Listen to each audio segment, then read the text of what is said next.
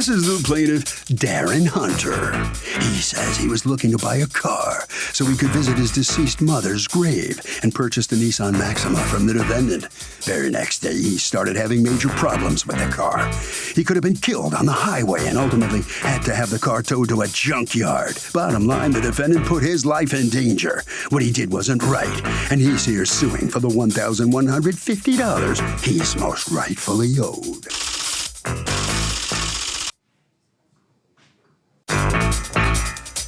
This is the defendant, Lenny Balot.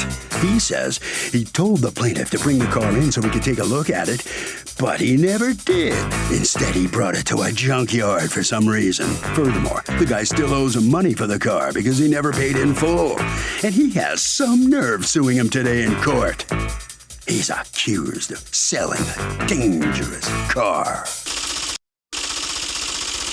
The defendant has filed a countersuit for $1,419, the balance due. All parties, please raise your right hands. Welcome back to the People's Court. Next case on the docket, the plaintiff bought a Maxima from the defendant so he could visit his mother's grave. Says the car was a death trap, but the defendant says he was willing to fix the problems, but the plaintiff junked it. It's in the case of Grody to the Maxima. Thank you, Douglas. You're welcome. Okay, Mr. Hunter, you purchased a car from Lotta Motors, correct? Yes. All right, and what kind of car was that? 2004 Nissan Maxima, What was the purchase price of the car? $19.99. Is that accurate? That's correct. All right, and then plus there's some additional charges. You put down $1,150, is that accurate?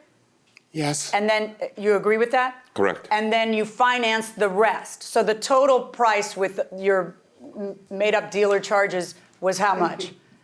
$25.69. And it became that by an administrative fee and Temporary then a plate dealer prep registration. fee and blah, blah, blah.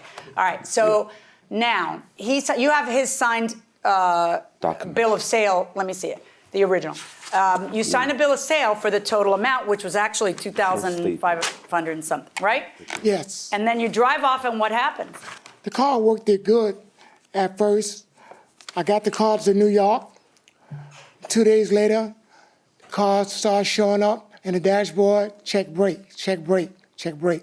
So I go check the brakes, come to find out the car running on a battery all along. I don't even know what that means. That means the belt wasn't hooked to the alternator at all. All right, so you take it in, and what do they tell you? How much will it cost to repair?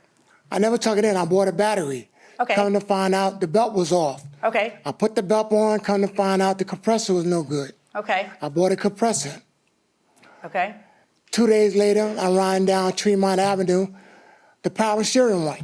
All right, The so car- you start to realize that maybe you shouldn't have bought this car, it's a piece of junk. Yes, All right, so do you contact Lotta Motors? I called them sooner the next day. On the And, 12th of April, I called him up, they say he's busy, he got 10 stores. I said, okay, you need to call me, I need to talk to him.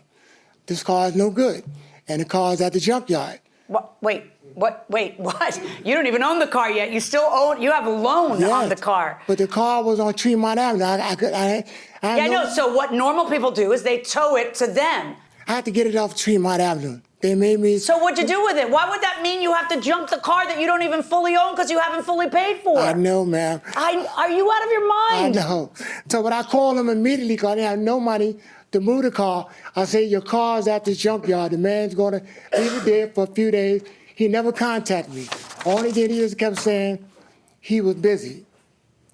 The only way I got in contact with him when I wanted to put in a small claim. Oh, Then he for the love of contacted all me. that's holy. Who are you? I'm a general Sales manager. Sales What do you manager. personally know about this case? Nothing, never He right? did call. I do. I have. Okay. I actually spoke to him. He was dealing with Corey, the owner. So when we sold them a car, we usually don't finance them. We usually do not finance older, cheaper vehicles. So the owner himself was dealing with him. He extended the courtesy because he didn't have enough money and whatever they clicked. So he said, "Listen, I'll finance it for 30 days only. Okay. Take the car so you're able to drive it." Okay. So when did he call back the next following week? The person who he was dealing with was on vacation. I say, listen, if you have a problem with the vehicle, it needs to get back to us. Okay, so no, we can who address the calls issue. him back? Because he says nobody calls him No, back. when he called us. Okay, when he called you, was the car already in the junkyard? I have no clue. He said, I'm having problems. Did you talk to him or did somebody else talk I to him? did personally. Okay, so then you do have a clue. Tell me what he said on that phone He said, call. I'm having problems with the vehicle. Car's broken. Did he say to you it's in a junkyard? No. Okay. We actually text him. I have a text message when we asked him. I'll show you the text message later. Let me see the text. If the plaintiff junked the car, has the plaintiff had a luck? Absolutely, he should have taken it back to The defendant. owner and seen if they could fix it. Fair enough. Fair enough. Going inside the courtroom. So we asked, which junkyard is it in? He never responded. So we can go pick up. Are you kidding me? This is the text message. We called him. He Are did you not still pick- stopping by so we can figure everything out? This is on April 29th. My bad, not today, but sometime this week I have no way of getting to you at the moment. I need to figure out a way to get to you. Please and thank you. So we wrote it to him. And then he says, let me know. The next day he says, let me know today where the car, it's accruing charges. They will marshal it. We will both lose. That was Please, me. That was us. needs to be fixed. And you just ignore that? He ignored it. No, ma'am, he never Well, did. show me the answer that you gave him to that text. I don't remember. I don't remember texting him at all. Okay. I remember talking to him. Okay, I told him the he's car was in- texting you and saying, tell me, first of all, you don't have a right to ditch it at some junkyard. You don't even you don't fully own it, you financed it, so you still owe money on it. And it's even worse for you because you live in New Jersey, and No, there's I a live in law New that York. protects you. Well, you bought it in New Jersey, Yes, so there's I a did, law yeah. that protects you in New Jersey. Uh-huh. Do you read what you sign? No, ma'am, I didn't at all. Okay, well, shame on you, not That's on me true. or not on him, not on anybody else. One of the things you signed was the law requires that they as dealers let you know this, that when a dealer sends you a car, you have 14 days to get it inspected, and if it doesn't pass inspection, you can get your money back. Absolutely. Did you read that? No, ma'am. But you signed it. I know. You could have gotten out of this deal because at least if you return the car and they resell it, then that lowers your balance. Do you understand how you killed yourself here? So on your lawsuit against him to get a refund of $1,150, the partial payment for a car that you have thrown away, okay? $0. And on his lawsuit against you to get you to pay the rest of the loan that you obligated. I can't remember. Oh my God. Too excited. Yeah, just too excited. I got this. Give me that so I can keep waving Yeah, it. absolutely. Thank you. was soft. The rest of the loan that you signed for that obligates you, you have zero defense for that. You got to finish paying that amount. And it's $1,419 verdict for the defendant. Lord above. Well, it didn't work for the plaintiff today. Mr. Hunter, I think you got the judge all excited, you know? She can't believe you did what you did. I know. I was just so upset how the car went out of control and hit the wall. So I just had the car move. You got to pay for it. Where is it?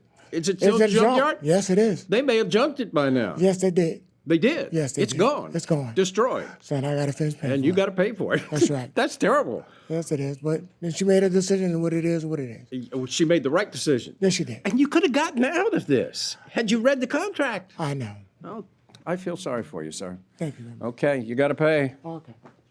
That's the way it is. All right, Mr. Belote.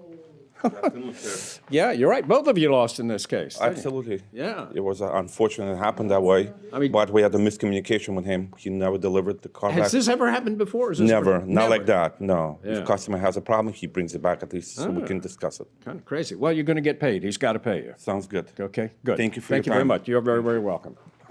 Harvey? Okay, I mean, this is so ridiculous. This is the perfect example where the plaintiff could have won this case if he would have just followed the contract. Reading the contract before you sign is just so important.